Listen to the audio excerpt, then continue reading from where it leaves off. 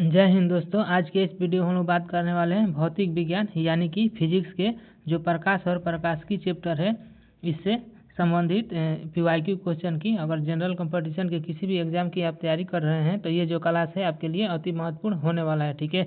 और इसमें सारा का सारा जो क्वेश्चन है वो किसी न किसी एग्जाम में पूछा हुआ है। और ख़ास तौर पर अगर आप रेलवे की तैयारी कर रहे हैं तो ये जो क्लास है आपके लिए अति महत्वपूर्ण होने वाला है, ठीक है। तो चलिए बिना देरी किए शुरू करते हैं और देखते हैं क्वेश्चन, ठीक है।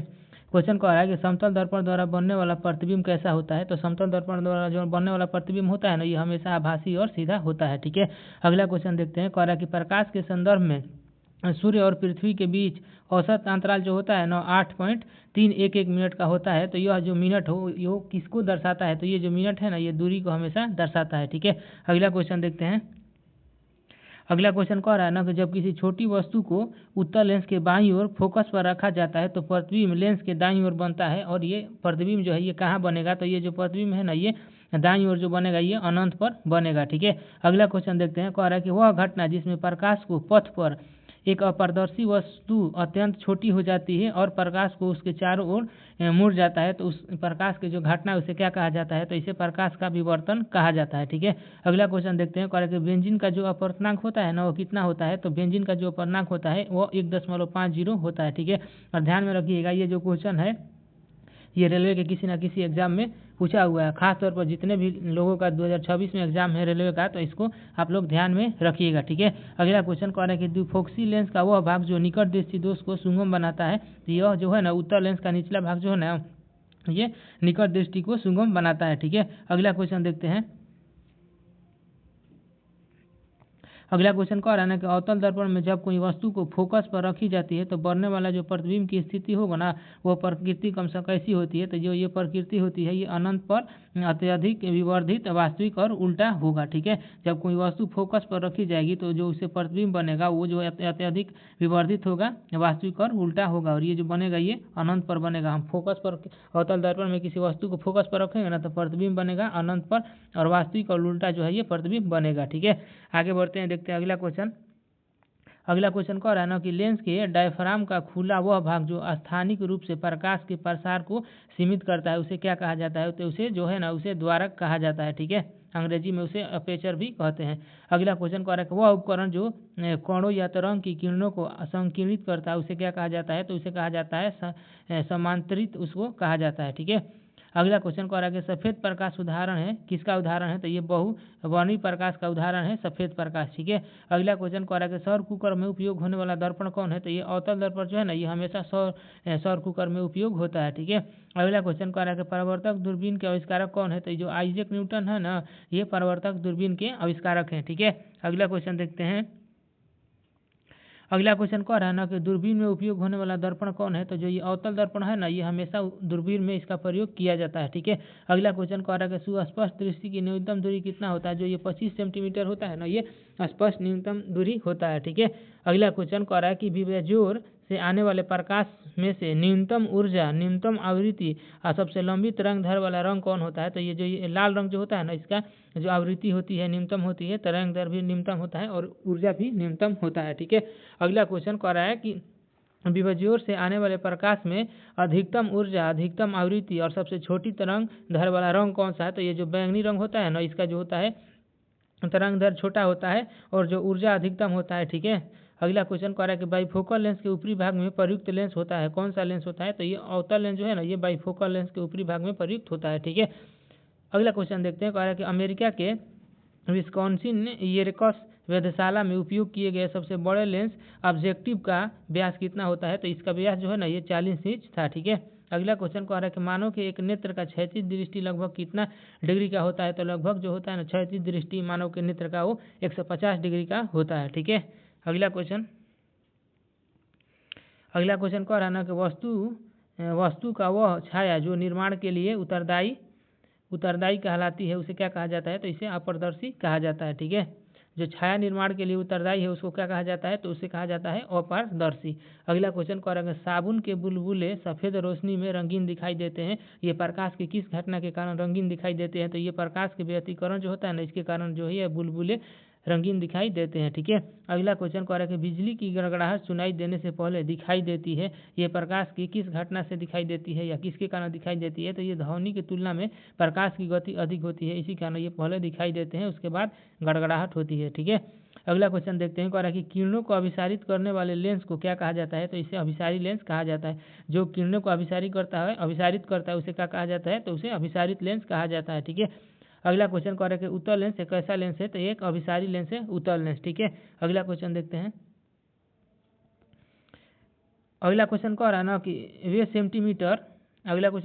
सेंटीमीटर जो एक इंटरफेस विद्युत चुंबकीय तरंगों के प्रतिबिंब और संचरण का वर्णन करता है, उसे कहा जाता है फ्रेसेल के समीकरण। ठीक है, अगला क्वेश्चन कह रहा है कि एक छोटे से प्रकाश स्रोत से निकलने वाला प्रकाश जब किसी अपारदर्शी वस्तु पर पड़ता है तो उसके कारण बनने वाला छाया क्या कहलाता है? तो इसे तीक्ष्ण छाया कहा जाता है। ठीक है, अगला क्वेश्चन कह रहा है कि एक गोलीय दर्पण जिसकी परावर्तक सतह बाहर की ओर मुड़ा होता है उसे कौन सा दर्पण कहा जाता है? तो इसे उत्तल दर्पण कहा जाता है। ठीक है, अगला क्वेश्चन कह रहा है कि जब वस्तु को अनंत पर रखा जाता है तो उत्तल दर्पण द्वारा बनने वाला प्रतिबिंब का आकार होता है, तो ये जो प्रतिबिंब का आकार होता है ना, ये बिंदु आकार का हो जाता है। ठीक है, अगला क्वेश्चन देखते हैं। अगला क्वेश्चन कह रहा है ना कि वस्तु को अनंत पर रखने पर उत्तल दर्पण से बनने वाला प्रतिबिंब की प्रकृति कैसी होती है?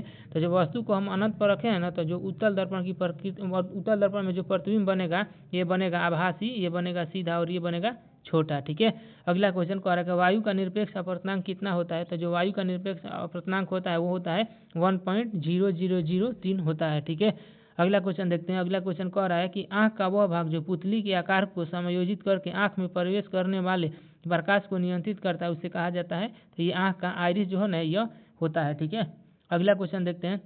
कह रहा है कि वह प्रतिबिंब जिससे स्क्रीन पर प्राप्त किया जा सकता है, तो ये वास्तविक प्रतिबिंब है ना, वास्तविक प्रतिबिंब इसे जो प्राप्त किया जा सकता है स्क्रीन पर या पर्दे पर, इसे प्राप्त किया जा सकता है। ठीक है, अगला क्वेश्चन कह रहा है कि श्वेत प्रकाश मिश्रण होता है कितने रंगों का? तो ये 7 रंगों का मिश्रण होता है श्वेत प्रकाश। अगला क्वेश्चन कह रहा है कि वह पदार्थ जिनके माध्यम से वस्तु देखी जा सकती है उसे क्या कहा जाता है? तो इसे पारदर्शी वस्तु कहा जाता है। ठीक है, अगला क्वेश्चन कह रहा है कि वाहनों में दर्पण देखने के लिए प्रयुक्त दर्पण कौन है? तो ये जो उत्तल दर्पण है ना, इसे वाहनों में पीछे देखने के लिए प्रयुक्त होता है। ठीक है, अगला क्वेश्चन देखते हैं।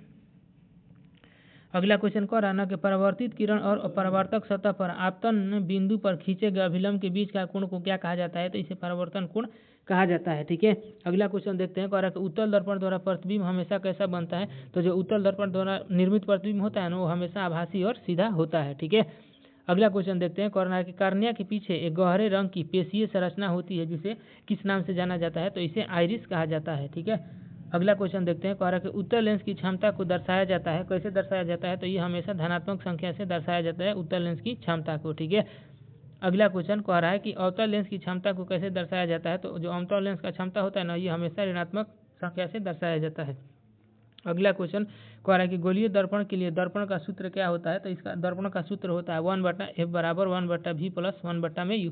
जो f होता है वो फोकस दूरी होता है, u जो होता है ना, ये वस्तु की दूरी होता है, और v जो होता है ये प्रतिबिंब की दूरी होता है। ठीक है, और ध्यान रखना ये सभी के सभी जो क्वेश्चन है ये रेलवे के किसी न किसी एग्जाम में पूछा हुआ है। ठीक है, आगे बढ़ते हैं, देखते हैं। अगला क्वेश्चन कह रहा है कि श्वेत प्रकाश का उसके घटक रंगों में विभाजित होना क्या कहलाता है? तो इसे विक्षेपण कहा जाता है। ठीक है, अगला क्वेश्चन कह रहा है ना कि बाथरूम के दर्पण में परावर्तन और चश्मे की जोड़ी चमक होती है, तो ये नियमित परावर्तन के कारण जो होता है ना, ये चश्मे की जोड़ी की चमक होती है। ठीक है, अगला क्वेश्चन कह रहा है कि सोना और तांबा नीले और बैंगनी प्रकाश को अवशोषित करते हैं और परावर्तित करते हैं किस रंग को? तो ये पीले प्रकाश जो होता है ना, इसको परावर्तित करके अवशोषित करते हैं। ठीक है, अगला क्वेश्चन कह रहा है कि हीरे का जो निरपेक्ष अपवर्तनांक होता है ना, वो कितना होता है? तो हीरे का जो निरपेक्ष अपवर्तनांक होता है वो होता है 2.42।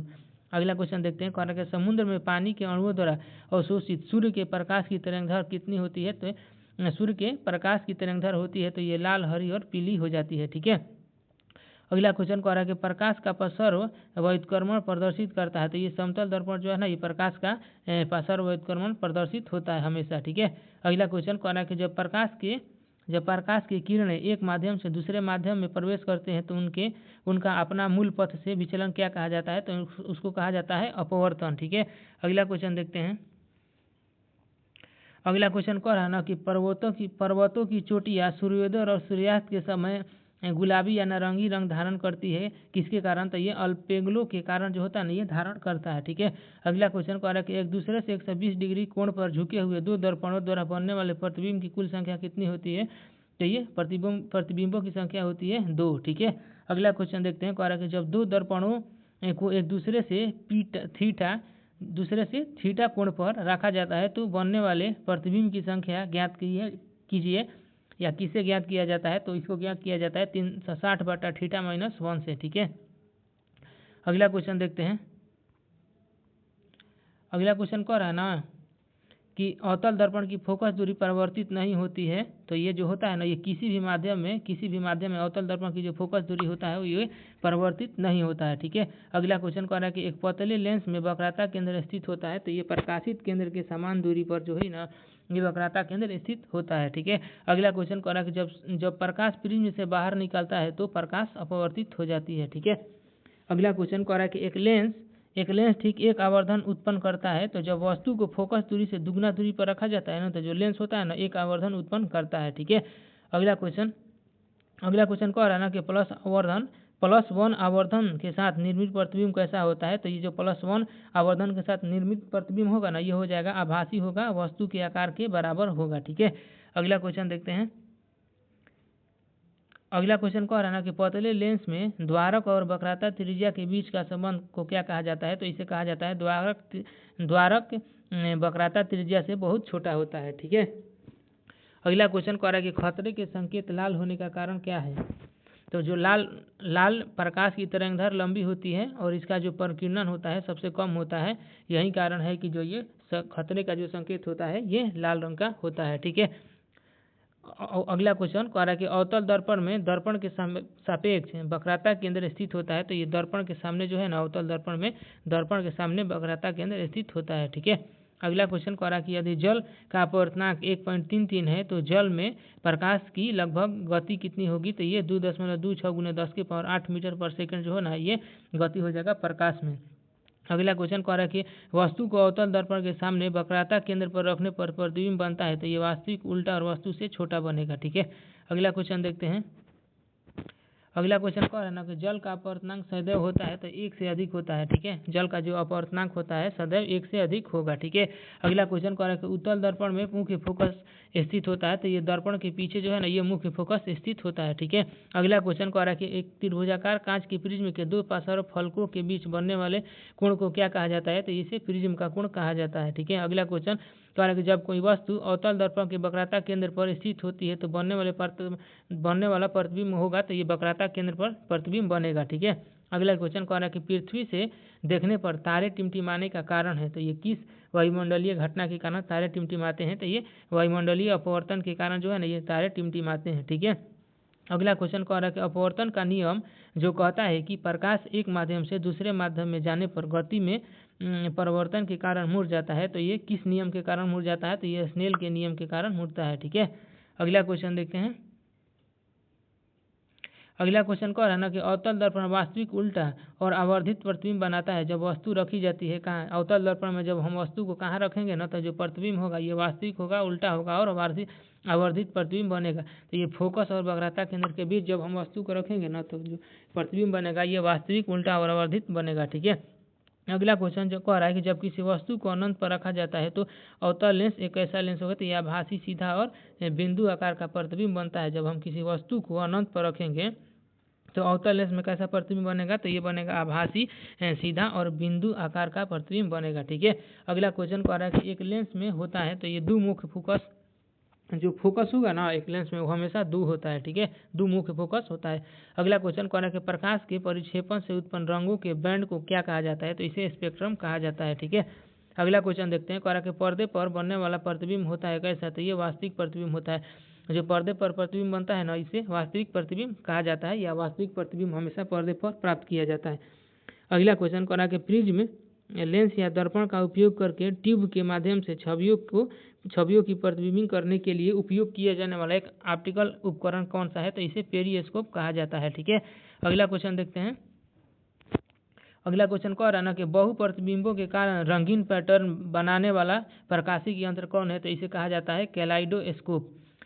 ठीक है। अगला क्वेश्चन कह रहा है कि लेंस के संबंध में दूसरा मुख्य फोकस वास्तविक प्रतिबिंब की वह स्थिति है जिसका ऑब्जेक्ट होता है कैसा होता है, तो इसे अनंत पर बनाया जाता है। ठीक है, जब ऑब्जेक्ट अनंत पर होगा ना तो इसमें जो प्रतिबिंब बनेगा ये फोकस वास्तविक प्रतिबिंब की होता है। ठीक है, अगला क्वेश्चन देखते हैं।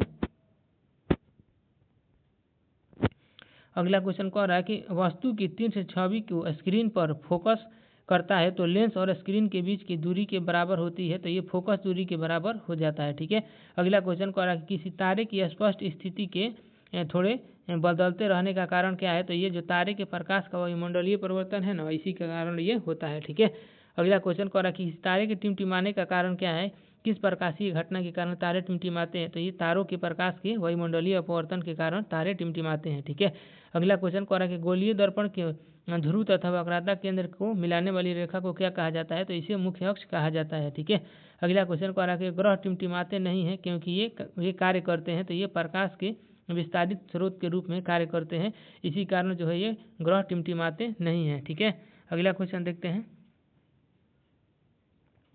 अगला क्वेश्चन कह रहा है ना कि लेंस की क्षमता व्युत्क्रमानुपाती होता है किसके, तो जो लेंस का क्षमता होता है ना ये फोकस दूरी के व्युत्क्रमानुपाती होता है। ठीक है, किसके व्युत्क्रमानुपाती होता है, तो फोकस दूरी के व्युत्क्रमानुपाती होता है। ठीक है, और लेंस का सूत्र बताना है, तो लेंस का सूत्र होता है 1/f बराबर 1/f बराबर 1 में भी माइनस में 1 में यू होता है। एफ जो होता है ये वस्तु की दूरी होता है, प्रतिबिंब की दूरी जो होता है वो भी होता है, और जो ये वस्तु की दूरी होता है इसे यू से दर्शाया जाता है। ठीक है, आगे बढ़ते हैं, अगला क्वेश्चन देखते हैं।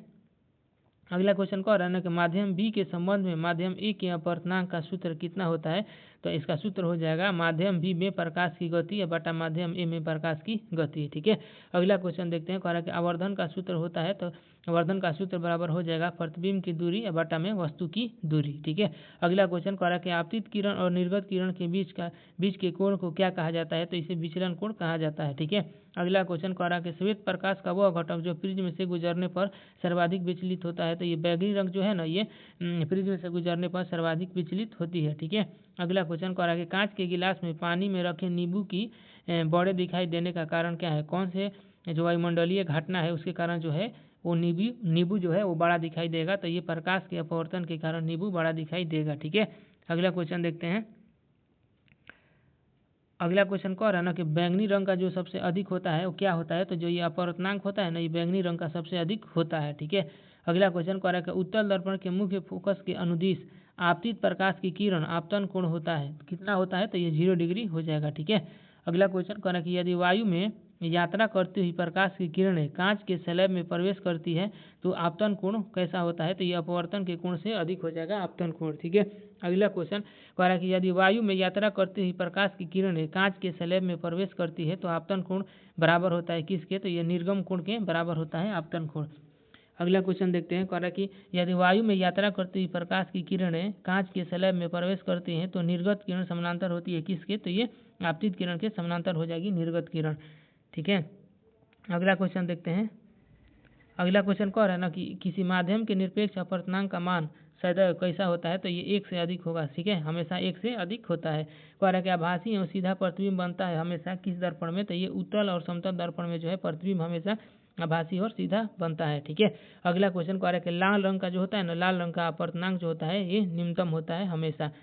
अगला क्वेश्चन कह रहा है कि श्वेत प्रकाश की किरण कांच की प्रिज्म से गुजरने पर विभक्त हो जाती है कितने रंगों में, तो ये 7 रंगों में विभक्त हो जाती है। ठीक है, अगला क्वेश्चन देखते हैं। कह रहा है कि जब प्रकाश विरल माध्यम से सघन माध्यम में जाता है तो वह कैसा हो जाता है, तो वह अविलंब की ओर झुक जाता है। ठीक है, अगला क्वेश्चन कहता है। अगला क्वेश्चन कह रहा है कि प्रकाश के एक बिंदु स्रोत से ऑप्टिकल डिवाइस जो किरणों की एक समानांतर किरण उत्पन्न कर सकते हैं उसे क्या कहा जाता है, तो उसे उत्तल लेंस और अवतल दर्पण के प्रयोग से जो ये समानांतर किरण उत्पन्न किया जा सकता है। ठीक है, अगला क्वेश्चन कह रहा है कि सूर्योदय एवं सूर्यास्त के समय सूर्य के डिस्क का चपटा होने का कारण क्या है, तो ये वायुमंडलीय अपवर्तन के कारण जो सूर्य का डिस्क होता है ना ये चपटा होता है। ठीक है, अगला क्वेश्चन देखते हैं।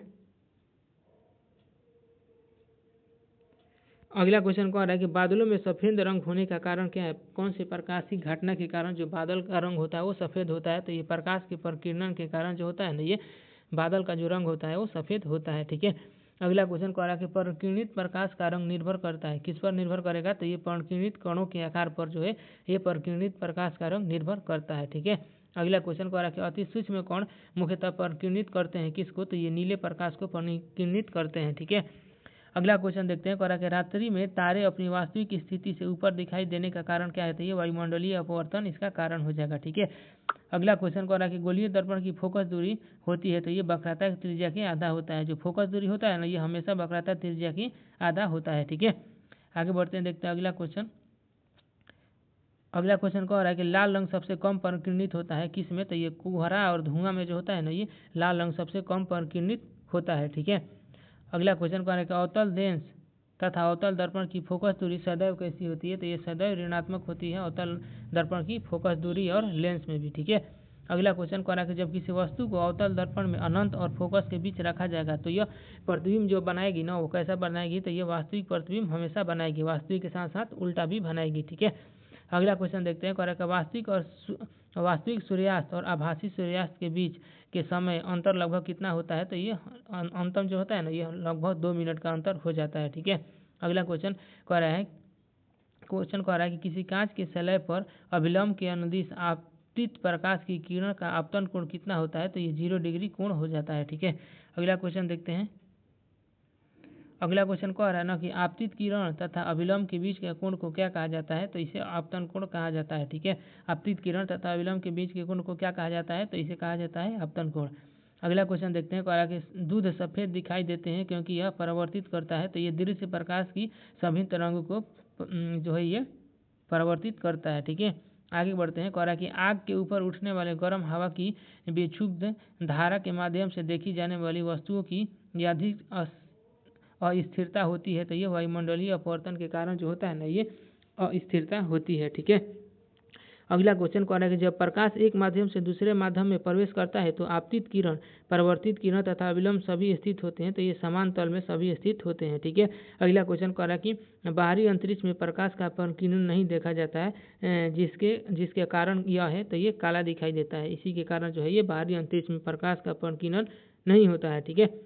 अगला क्वेश्चन कह रहा है कि अवतल दर्पण में गोले के केंद्र की ओर एक डिप्रेशन होता है और यह पालिश होता है, तो ये वक्रता केंद्र के विपरीत जो होता है ना, ये पालिश किया हुआ होता है। ठीक है।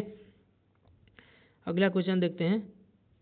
अगला क्वेश्चन कह रहा है ना कि फोकस पर एक बिंदु स्रोत से प्रकाश समानांतर प्रस्तुत किया जाता है, तो ये अवतल दर्पण द्वारा। ठीक है। अगला क्वेश्चन कह रहा है कि डिश एंटीना के तीव्र सिग्नल प्राप्त करने के लिए डिश एंटीना के रिसीवर को रखा जाता है, तो ये डिश के सामने एफ पर रखा जाता है। ठीक है। अगला क्वेश्चन कह रहा है कि यदि आवर्धन का चिन्ह ऋणात्मक है तो प्रतिबिंब की प्रकृति कैसी होगी, तो ये वास्तविक उल्टा और छोटा जो है ना, ये प्रतिबिंब होगा। ठीक है। अगला क्वेश्चन कह रहा है कि जब एक पेंसिल को जल में डुबाया जाता है तो वह मुड़ी हुई दिखाई देता है, तो ये अपवर्तन के कारण जो है ना, ये जो है मुड़ी हुई पेंसिल दिखाई देती है। ठीक है। अगला क्वेश्चन कह रहा है कि गोलीय दर्पण के मुख्य अक्ष के नीचे वस्तु के प्रतिबिंब की ऊंचाई होती है, तो ये हमेशा ऋणात्मक होता है। ठीक है। अगला क्वेश्चन कह रहा है कि विचलन कोण व्युत्क्रमानुपाती होता है किसके, तो जो ये विचलन कोण है ना, ये तरंग दैर्घ्य के जो है ये हमेशा व्युत्क्रमानुपाती होता है। ठीक है।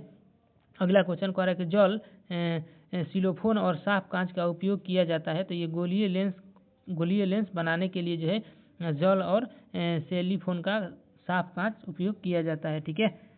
आगे बढ़ते हैं, देखते हैं अगला क्वेश्चन। अगला क्वेश्चन कह रहा है कि अधिकांश सामान्य गैसें परिक्षेपण नहीं दर्शाती है, तो ये दृश्य प्रकाश में जो है ना, दृश्य प्रकाश में अधिकांश जो सामान्य गैसें हैं ये परिक्षेपण नहीं दर्शाती है। ठीक है। अगला क्वेश्चन कह रहा है कि जब प्रकाश को प्रिज्म से गुजारा जाता है तो प्रकाश अपवर्तन होता है, तो ये 2 बार जो है ये प्रकाश का अपवर्तन हो जाता है। ठीक है। अगला क्वेश्चन कह रहा है कि जब हम पानी में भरे स्विमिंग पूल के फर्श का निरीक्षण करते हैं तो यह दिखता है, तो ये वास्तव में जितना गहरा होता है उससे कम दिखाई देता है। ठीक है।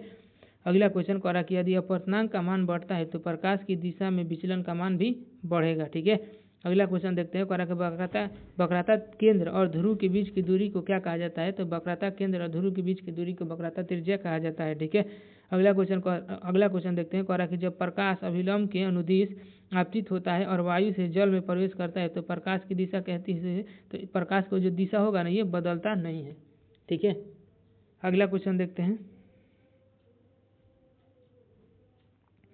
अगला क्वेश्चन कह रहा है ना कि अपवर्तन के सिद्धांत का प्रयोग किया जाता है किस में, तो ये चश्मा में जो है ये अपवर्तन के सिद्धांत का प्रयोग किया जाता है। ठीक है, अगला क्वेश्चन देखते हैं। कह रहा है कि मुख्य अक्ष पर वह बिंदु जो गोलीय दर्पण की वक्र सतह से समान दूरी पर होता है उसे क्या कहा जाता है, तो इसे वक्रता की त्रिज्या कहा जाता है। ठीक है, अगला क्वेश्चन कह रहा है कि इंद्रधनुष बनता है तो ये अपवर्तन, प्रकीर्णन और वर्ण विक्षेपण के संयोजन से जो है ये वर्ण विक्षेपण के संयोजन से इंद्रधनुष जो होता है ये बनता है। ठीक है, अगला क्वेश्चन देखते हैं।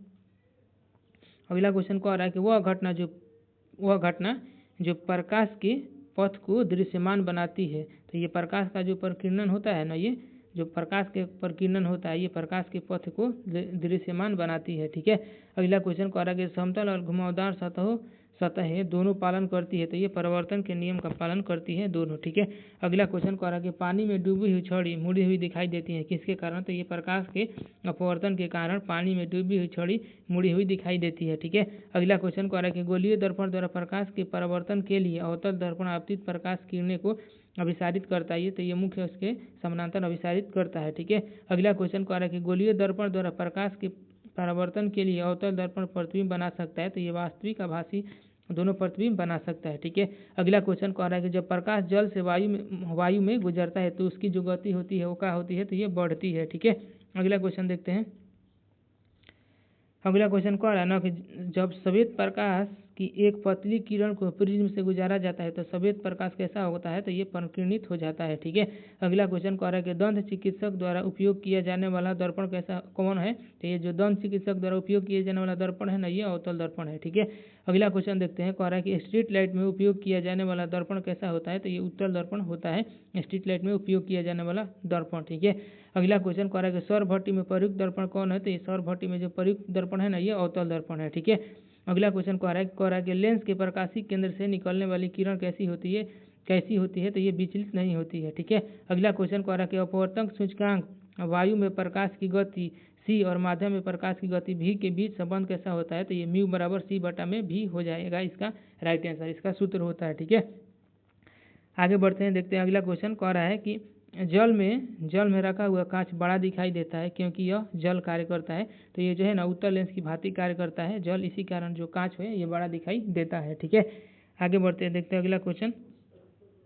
अगला क्वेश्चन कह रहा है ना कि लेंस के दो वक्रात्मक केंद्रों को मिलाने वाली रेखा को क्या कहा जाता है, तो जो लेंस के दो वक्रात्मक केंद्र को मिलाने वाली रेखा है ना उसको मुख्य अक्ष कहते हैं हम लोग। ठीक है, अगला क्वेश्चन देखते हैं। कह रहा है कि साइन आई और साइन आर का अनुपात को क्या कहा जाता है, तो इसे अपवर्तनांक कहा जाता है। ठीक है, अगला क्वेश्चन देखते हैं। कह रहा है कि फोकस दूरी को समायोजित करके निकट और दूर दोनों वस्तु पर ध्यान केंद्रित करने के नेत्र की क्षमता को क्या कहा जाता है, तो इसे कहा जाता है आंखों का समायोजन। ठीक है, अगला क्वेश्चन कह रहा है कि वह ऑप्टिकल घटना जिसमें दूर की वस्तु उपस्थित प्रतीत होती है भले ही वास्तव में वहाँ न हो, तो इसे कहा जाता है मृंग तृष्णा। ठीक है, अगला क्वेश्चन कह रहा है कि किसी माध्यम में प्रकाश को अपवर्तित करने की क्षमता को व्यक्त किया जाता है किसके, तो ये प्रकाश घनत्व के रूप में इसे व्यक्त किया जाता है। ठीक है, अगला क्वेश्चन देखते हैं।